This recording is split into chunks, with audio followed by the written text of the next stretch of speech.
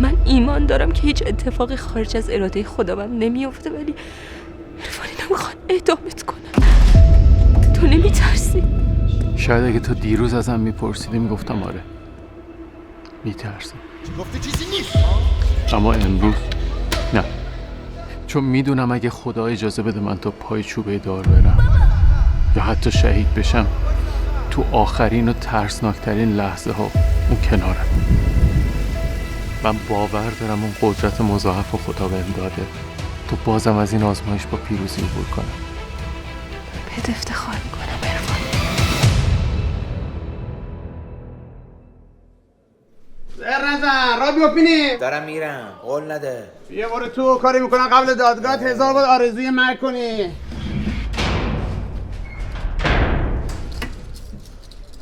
اولاق فکر کردی اینجا بیرونه؟ بته مرگ بینی. بته مرگ.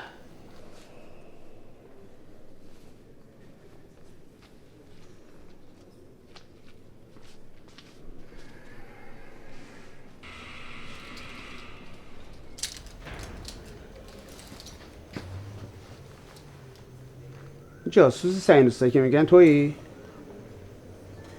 قیافت هم نمیخوره مالی این حرفا باشی. من جاسوس نیستم، جرمم مسیحی بودنه. اون چیه رو دیوار؟ مال پسرمه. مگه اومدی هتل؟ بکنش.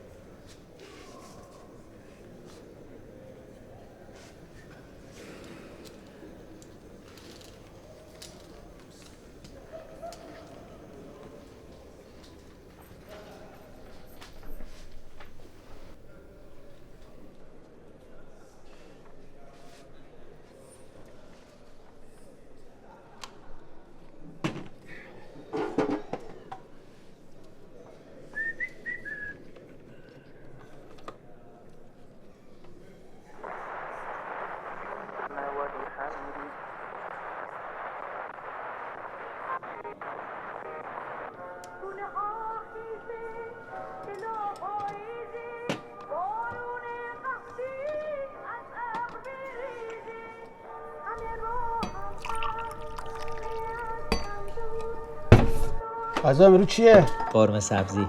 این آبزیپوان که باید هفته 3 بار ما بدن. غذای بچه پرو رو بذار اینجا، مال اونو ببر بده. بچه پرروها اینجا واسه آب و غذا باید التماس کنن که وقتی یه تیکه نون جلوشون میندازی مثل سگ تا آخر عمر دم تکون بدن.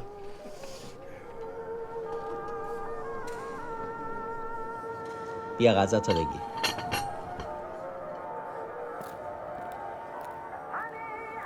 امر دیگه ای نیست؟ جناب سرهنگ خواست بیاد بره سرکشی، آمار بده بهم. باشه.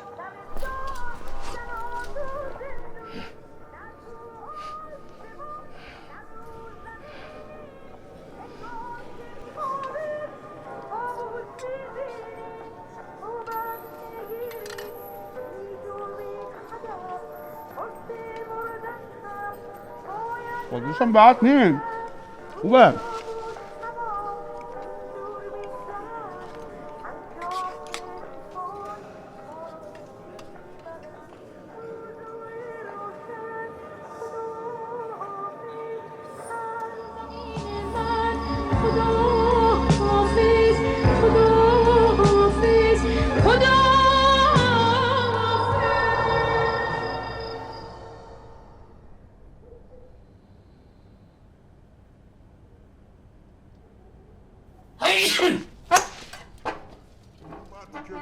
خفه شو دیگه.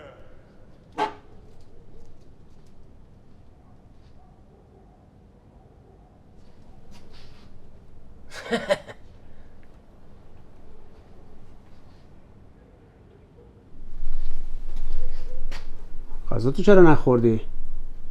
میل نداشتم. نکنه غذای ما فقیر بیچاره رو دوست نداری؟ من کاری نیستم، خودت هم میدونی. من فقط نگهبانم. خداییش برای چی بهت حکم دادم؟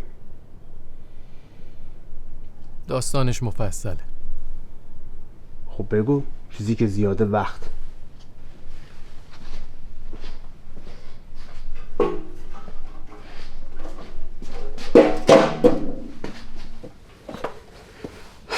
شب دراز است و قلندر بیدار.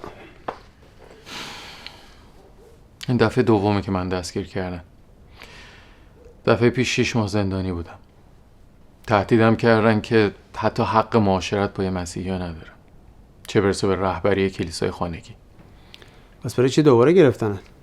برای اینکه به حرفشون گوش ندادم. پس دوباره همون کار رو انجام دادی؟ میدونی گرگ چجوری تومش از توی گله انتخاب میکنه؟ نه چجوری؟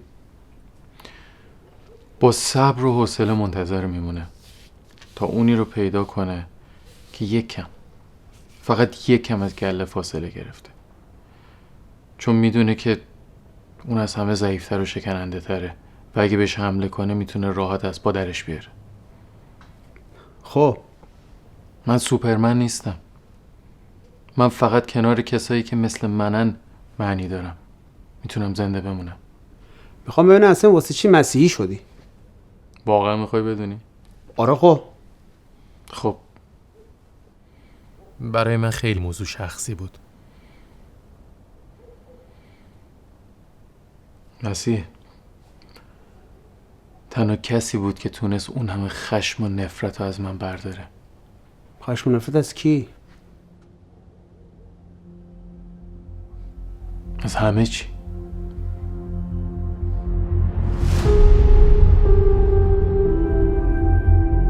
من هم سن تو بودم 3 تا بچه داشتم، خونم رو خریده بودم، ماشینم رو خریده بودم، اما تو والا بچه‌های مردم دارن خرج پدر مادرشون رو میدن، ما هم دلمون خوش بچه بزرگ کردیم.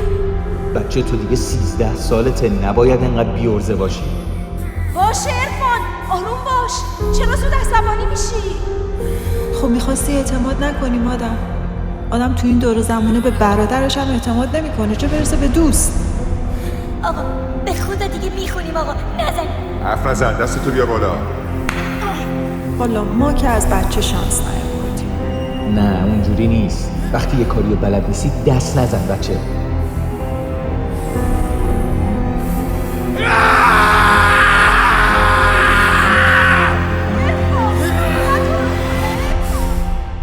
اوهو بهت نمیخوره اینقدر جوشی باشی. الان که آرومی. ازم پرسیدی چی شد مسیحی شدم، منم دلیلشو بهت گفتم. در واقع من مسیح رو انتخاب نکردم، اون منو انتخاب کرد. تو بودی چی کار میکردی؟ چی بگم؟ تنها دلیلت همین بود؟ نه، اما همین یه کار هم هیچ کس نتونست برام بکنه. فقط آرومم نکرد، زندگیمو نجات داد. چجوری؟ ناامیدی بدترین بلایی که میتونه سرت بیاد و وقتی هم که دوچارش میشی میتونه به هر چیزی وادارت کنه.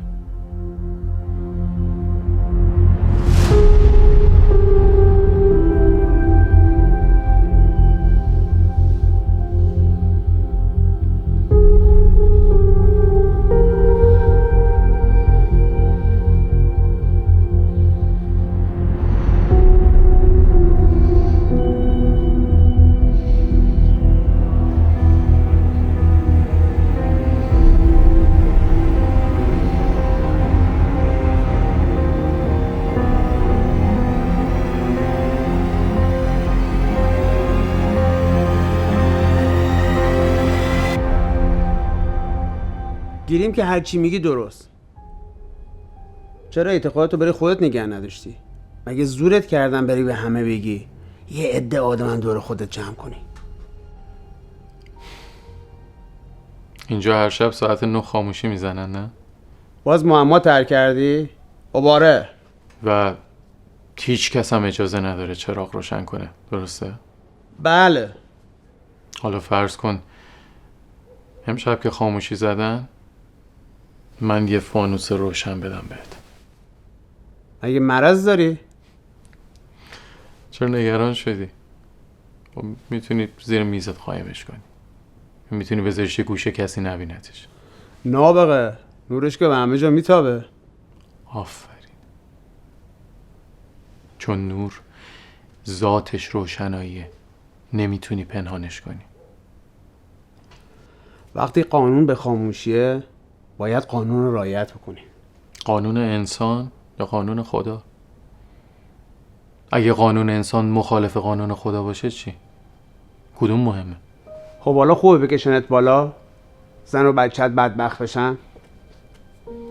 خدات برای اونا کاری میکنه؟